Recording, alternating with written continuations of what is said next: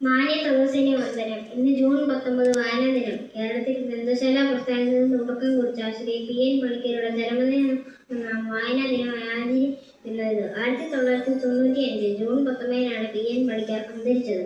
അദ്ദേഹത്തിന്റെ ഓർമ്മയ്ക്കായി ആ ദിവസം തുടർന്നാരംഭിച്ച വായനാ ദിനമായും വായനാ വാരമായും സ്കൂളുകളിലും വായനാശാലകളിലും വിവിധ മത്സരങ്ങൾ സംഘടിപ്പിക്കുന്നു. വായിച്ചാലും വളരും, വായിച്ചില്ലെങ്കിലും വളരും, വായിച്ചാൽ വളയും, വായിച്ചില്ലെങ്കിലും വളയും എന്ന കവി കുഞ്ഞുണ്ണി മാഷിന്റെ വരികൾ ഏറെ പ്രസക്തമാണ്. മഹാമാരികളെ ഭയന്ന് വീട്ടിൽ നിന്നും പുറത്തിറങ്ങാതെ കഴിയുന്ന ഈ കാലം നമുക്ക് ധാരാളം പുസ്തകങ്ങൾ വായിക്കാൻ, എല്ലാ പ്രതിസന്ധികളെയും പ്രയോജനപ്രദമാക്കാം. പുസ്തകങ്ങളെ ഉറ്റ ചങ്ങാതിമാരാക്കാം, അവരെ നമുക്ക് സ്നേഹിക്കാം.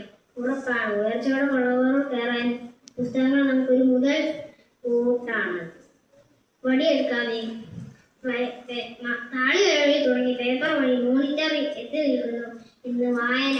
വടിയെടുക്കാതെ കണ്ണുവെട്ടാതെ പുസ്തകങ്ങൾ നമ്മുടെ കൂട്ടുകാരാണ്. വടിയെടുക്കാതെ കണ്ണുവെട്ടാതെ നമ്മെ പഠിപ്പിക്കുന്ന അധ്യാപകരാണവർ. നമുക്കും വായിക്കാം, വായിച്ച് മുന്നേറാം. നല്ല പുസ്തകങ്ങൾ വായിച്ച്